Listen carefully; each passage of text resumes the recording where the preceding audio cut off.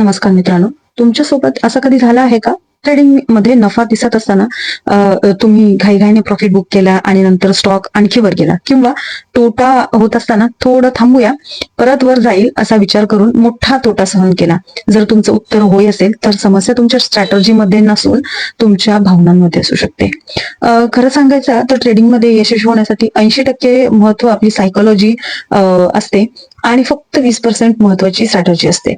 आजच्या व्हिडिओमध्ये आपण ट्रेडिंग करताना भीती, लोभ, फोमो आणि राग यांसारख्या भावनांवर नियंत्रण कसं मिळवायचं हे पाहणार आहोत.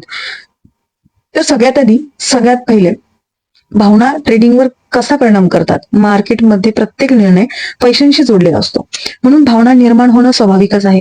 आपला पैसा जर त्याच्यात गुंतलेला असेल तर आपल्या भावना त्यांच्याशी ऑटोमॅटिकली कनेक्टेड असतात. मुख्य 4 भावना म्हणजे काय? तर भीती, तोटा होईल म्हणून चांगला ट्रेडही न घेणे.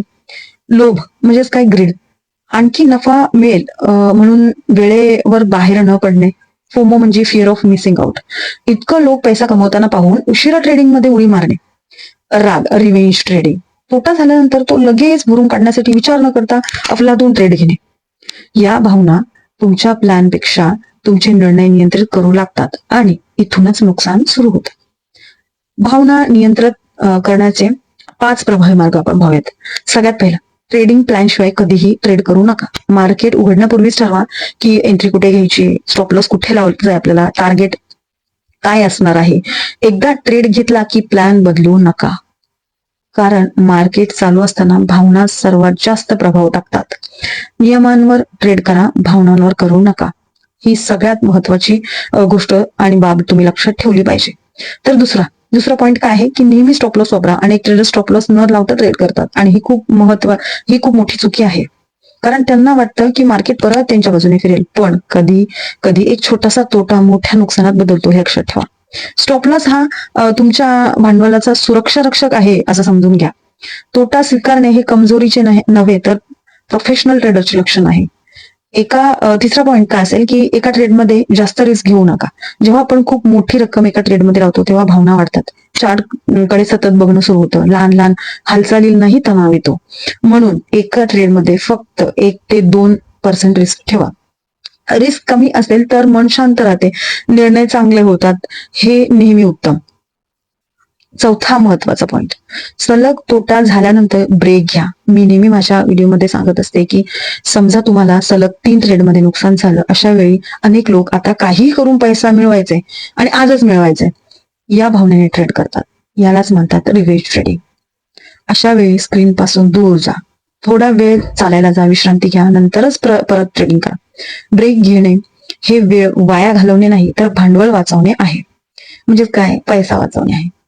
ट्रेडिंग जर्नल ठेवा. प्रत्येक ट्रेड नंतर लिहून ठेवा की ट्रेड का घेतला, नियम पाळले का, त्यावेळी तुमची भावना काय होती.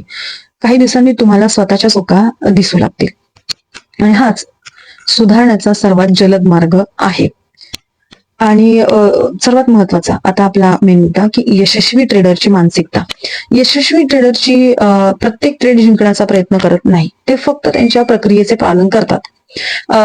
त्यांना माहिती असतं की काही ट्रेड जिंकतील आणि काही हरतील, पण जर त्यांनी शिस्त पाळली तर दीर्घकालीन चांगले परिणाम त्यांना बघायला मिळतील. त्यांचा फोकस पैशावर नसतो तर त्यांचा फोकस योग्य नियमांवर असतो. डिसिप्लिन हा खूप मोठा त्यामागचा एक उद्देश असतो की डिसिप्लिन असणं खूप गरजेचं आहे, तरच तुमचे पैसे वाचतील, नाहीतर तुमचे अकाउंट ग्लो होतील.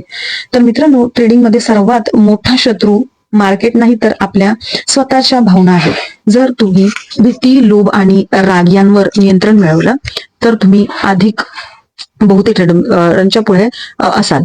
व्हिडिओ आवडला असेल तर लाईक करा, चॅनल सबस्क्राईब करा आणि कमेंटमध्ये सांगा की तुम्हाला सर्वात जास्त कोणती भावना त्रास देते.